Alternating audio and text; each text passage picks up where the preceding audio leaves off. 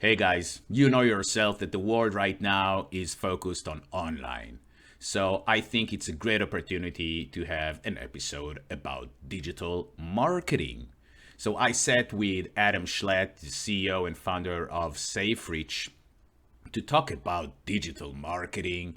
We actually talked for more than an hour, but I decided to edit that to not overload you with technicalities and all that and help you understand a little bit more what is it digital marketing, how we marketers look at that, what is the right mindset you need to actually create effective digital marketing, because it's not like it sounds. People think that you just have some banners or social media account and all of a sudden you have a brand and you're successful. So it's not like that. And this episode will really help you understand that and give you some tips how to strategize with digital marketing, what's important, when to start putting money on it, what's organic, what's not. So before we start, don't forget to click subscribe. And now, let's rock and roll.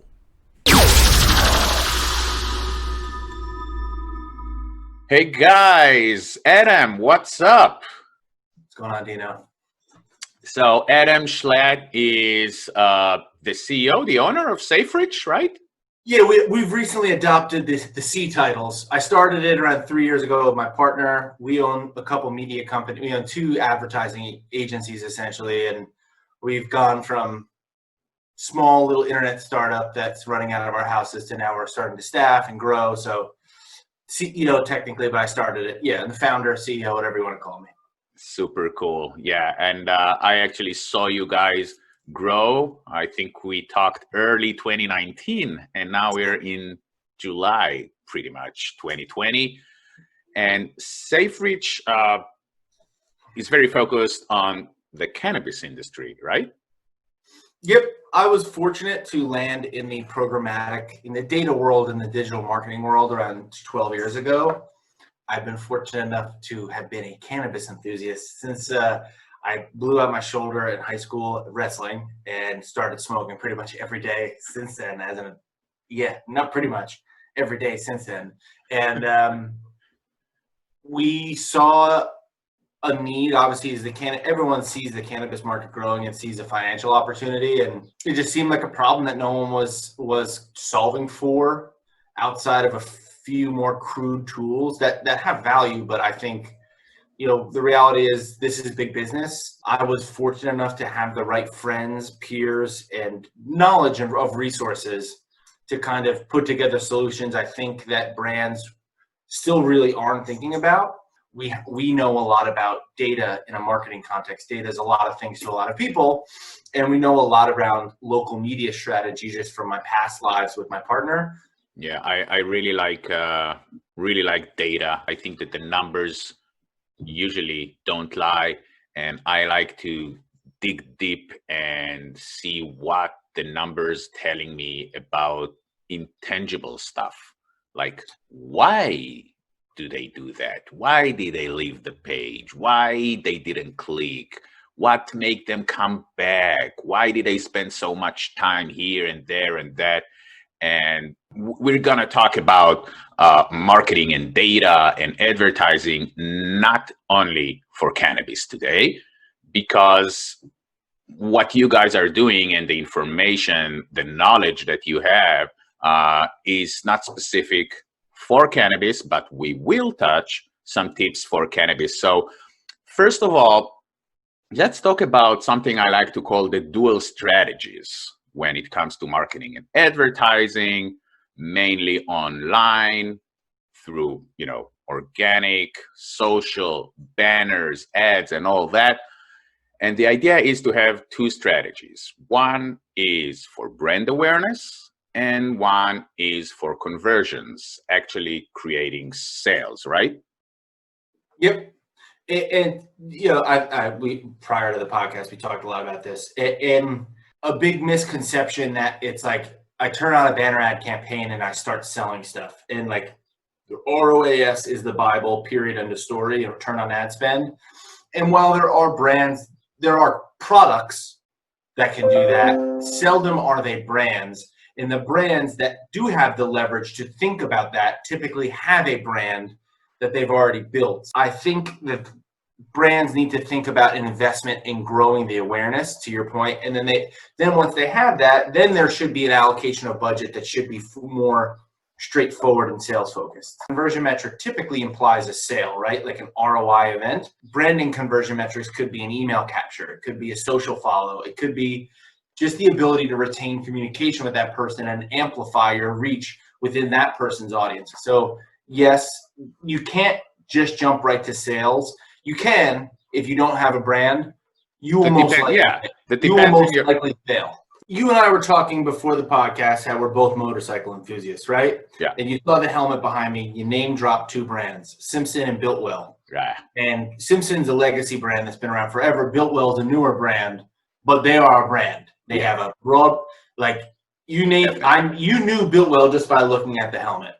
I look at motorcycle stuff, guitar stuff all the time on the internet, and I'm therefore retargeted heavily by motorcycle and music brands, right? Mm-hmm. And a lot of them sell products, but a lot of them are not brands, and they spend money trying to get me to convert into product. And if those products scratch an itch on what I need, I'll look at them. But I'm, as a consumer, as a lifestyle consumer of these products, I buy multiple products in these verticals every year. Motorcycle brands want me as their consumer. Cannabis brands want me as their consumer. I'm going to the brands first to see what's going on. So once I'm in the brand, once I go to Biltwell.com and their site to go look at a new jacket I want to get, or a helmet, and they don't make jackets, they make like accessories and helmets and whatnot, then Biltwell should have a budget for retargeting me back to a sale based on what I'm looking at their site. So it's like Biltwell will be around a lot longer than the Instagram brand that just is a good social media marketer that has a good widget that they want to sell one time to me. Correct. And I think that's the perfect analogy that we're looking for, that these things should be working together, not separately. And you need to be accounting for both. And whether it's paid media, earned media to drive brand awareness, then there's typically a paid component on the back end to work people down to a sale. A lot of brands, I think, are budget conscious to the point where they don't want to allocate spend for both just yet. Because sales, you see immediate result. Either they buy or they don't. With the brand, it used to be harder to see, but there are matrices these days, because there's so much of digital, that you can actually see your brand grow, your brand awareness grow, brand equity grow. And they actually really, just like you said, need to put some money allocated to brand and some to allocated to sales, and not be afraid to just try, because you have to try, right? Marketing and online marketing is all about trial and error. Yeah. It's about approximating your guesstimates of where you're spending your money, and understanding why you're spending the money, where you're spending it. We are very fortunate to have some of the more prominent and growing brands in cannabis. We worked a long time to get these relationships, and we worked very hard for them. And a lot of them start by saying, Adam, I'm going to give you one dispensary. I'm going to give you $4,000. Show me your ROI. And that's kind of the hoop we have to jump through to say, hey, we're not just salespeople selling you the idea of something and then buying junk traffic and then just taking your money. Like, I have a vested interest, obviously, in my business, but like, I care about cannabis, and I care about my reputation immensely, to the point where I want people to know, like, I'm actually not just selling you shit. Part of my language, I know we're on a podcast. I want to sell you the idea of the way you should think about your business holistically, and how it's like how we sell something today and tomorrow, but how you refine the pipe so that you can more cost effectively sell into the right places 6 and 12 months from now, through consumer analytics and profiling and understanding how your brand resonates with people. We have a brand that's very hip hop focused, like very big brand, and we do a lot of site analytics with them on their different dispensary pages and profiling who visits the page, who buys, and who buys certain products. And while a lot of their assumed affinities are typically very correct, there is also a lot of, oh, like, and that's the reaction you want from a marketer to say, oh, because that should spin their wheels on how do I build my brand into a bigger segment of this audience. I apologize for that. New computer mode. And how does that let me expand my reach more intelligently to cost effectively sell? And that process of understanding who your audience is so that you can extrapolate on that is I missed when you're purely focused on ROAS and immediate ROI and solely ROI. It's two parts of a pie. When we talked last week, I found out that, both of us are very like-minded regarding the fact that good business and good marketing is a mindset kind of thing. It's the way that you think about your business, think about your marketing, and not just being super narrow. Did I make a buck or not? It's typically the lowest budget advertisers with the shittiest products and the crappiest websites that expect the most from their dollars. But explaining to people that it's a combination of your site, your product, your content, the advertisements, the time and place, and your targeting, like all of those, and part of those are on your vendor to kind of really refine. But then there's also a part of that's on the brand, and like this, to your point, testing and iteration, and like, hey, like we need 5 landing pages. Like, hey, we should probably have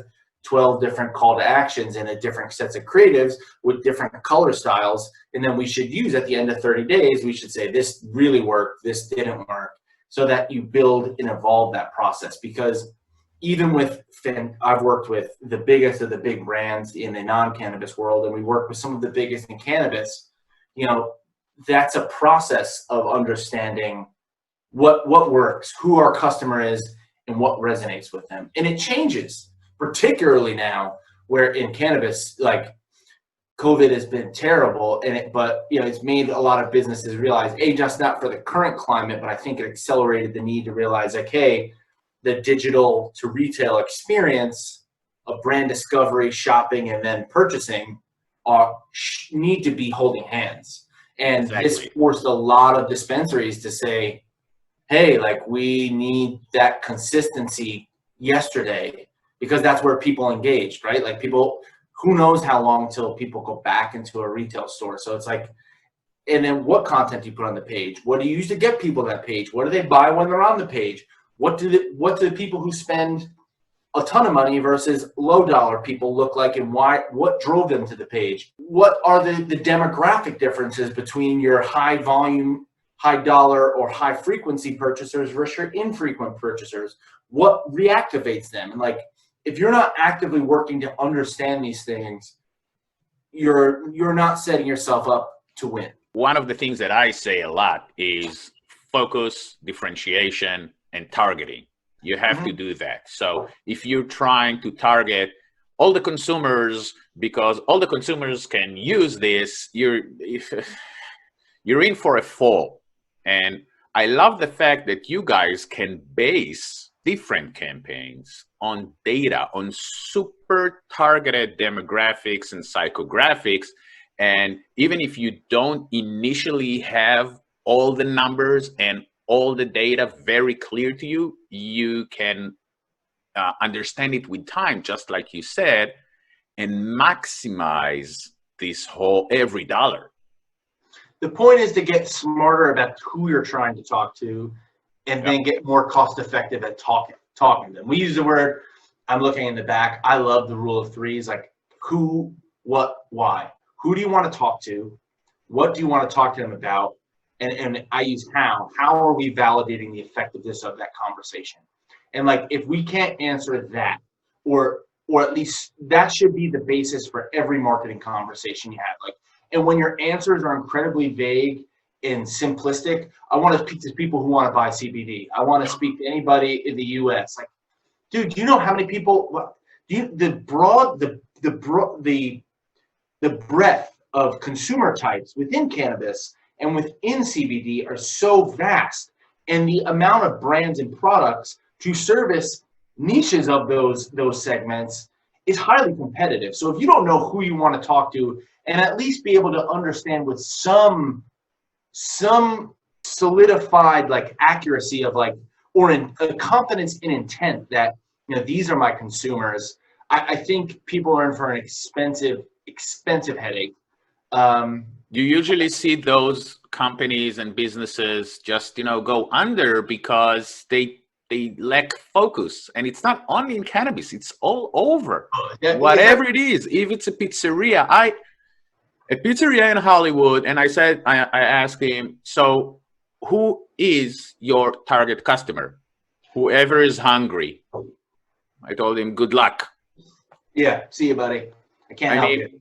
So just wait and see whoever is hungry, and they will come in. But if you're trying to have, you know, return on investment on every $1,000 that you put on Facebook ads, and you're targeting everyone's hungry, that's it. Your money's gone. It's an expensive proposition in failing. Look, and I could be wrong. Like, if you really have the greatest pizza in the world, but you don't think that Domino's and Pizza Hut and your neighborhood competitors are also trying to win everyone who's hungry? So it's like, we get a lot of questions being like, Adam, you don't have a $20,000 minimum. Like, you're a single shop in Colorado Springs in a town with a population of 30,000 people. You don't need that much money. Nope. We need to be relevant. What we do need to understand is who's buying from you and what are they buying? Because I love this example, and Mom, shout out to you if you're watching this. My mom is now a cannabis consumer. Welcome. And she is a retired, you know, like let's call it affluent woman in the suburbs who buys sporadically because her and her friends like to smoke a joint, and she likes a low dose edible because one gives her a headache. I consume at least one spliff every day. I like a higher potency strain, and I live in the same general vicinity of my mom. We're both the dispensary down the block customer, but the process to acquire me is vastly different. We're in a relatively tight geographic market, so we don't need an immense amount of spend, but we need a pointed spend, and we need a pointed message that's going to get my mom to come in, it's going to get Adam to come in, and we're going to sell him the product he wants to buy. If you're Mercedes-Benz, you sell $28,000 A-Series, you sell $250,000 hyper luxury cars on the same lot in the same geographic market. But you do it differently to different people. Exactly. With different messaging, different landing pages, different banners, because and this example that with you and your mom buying at the same dispensary is perfect to what we're trying to convey here. Is that you need to understand the segmentation and cater to each segment what they want to hear, how you help them with their reason why. Your mom's why and your why are different. Very different. Very different. Very exactly. different. And just like we talked about helmets for motorcycles, we will buy from the same brand, okay? So Built Well. Both of us like Built Well. I'm more of a specific old school choppers Harley, which means I like a specific style, which means if I will see a specific helmet that looks totally different than the helmet that you have in the back, I will go to this. They will catch me with this. They will catch you with that banner. Same product, same kind of demographics, but a reason why the content we want to consume is totally different. So you need to target me, you need to target you differently. To the market's credit, we're seeing more and more people say, oh, we should be doing this. It's starting to become a little bit more of like, yeah, we need to start thinking critically around the consumer profiling, the customer acquisition process, and the allocation of funds in the customer acquisition process. Yeah. So, and, you know, get organic, get paid, get earned. You have to mix all these things together. And the idea is to, create traffic, bring people to your website, and then you can pay to retarget them to show up again on different areas and different websites where they're at. And you have to mix organic with paid. You didn't touch SEO, but I think that's crucial, mainly when we're talking about a location-based dispensary. It's crucial. I see amazing return on investment when it comes to SEO. Abandonment emails done right can generate 20 to 46% more revenues while you're asleep. Those are people who come into your site and saying, if they're not bouncing, that means they're interested, right? And if they're clicking through and they're not purchasing, means they were thinking about purchasing. Right. That's the first place, right? And then people who do purchase, depending on what your product is and what the life cycle of your usage of your product is, how do I get them back? I've never been a part of an SEO service provider. I typically just tell my clients, like, you should be having this. Like, it's a different business than what we're in, but yeah. Yeah. And that's like, those are the fundamentals of, like, if you don't have the fundamentals of a regular content strategy, that's not a cost. Taking a day out to take a bunch of photos and think about, like, what do I want people to hear about my business? That local voice, that organic voice. Let me change it. What my people would like to hear from my business. Yeah. That will make them open. That will make them click. They will make them actually stop the feed. If you think about what you want to say, it will not work. But if you think, what do I need to say that they want to hear, that's when your content will work. We were on a client call together, right, through a mutual partner of ours. And this partner is a newer CBD company that does its spending on social and having some challenges, right? First thing I said, and I have everything to gain by saying, well, send me $5,000 and we'll run programmatic traffic and retargeting. Hey, why don't you just focus on content, like what you're doing with Dino? Give me like $500, and let's just focus on the delta between visitors and purchasers and closing that gap. Let's start there. Like, that's how you should start, by building your digital business. And then once you prove concept there, which will help identify if people who are coming to your website who are getting retargeted back are still not buying, and you're the one driving these people there, it will point to flaws in your content strategy, or it will point to flaws in your website or your product and your price. And those are things that should be pretty ironed out before you spend $1 on paid media. Yeah, you summed it up perfectly, I gotta say. And thank you. So Adam, I think it was really, really interesting and deep, and I know that we can talk for weeks about that. But as I said, you summed it up really, really nice. It's, at the end of the day, it all comes to that. So really thank you for your time, man. And I know that we'll talk soon. Enjoy the ride this weekend. Hell yeah. See you, my man. Take care, man.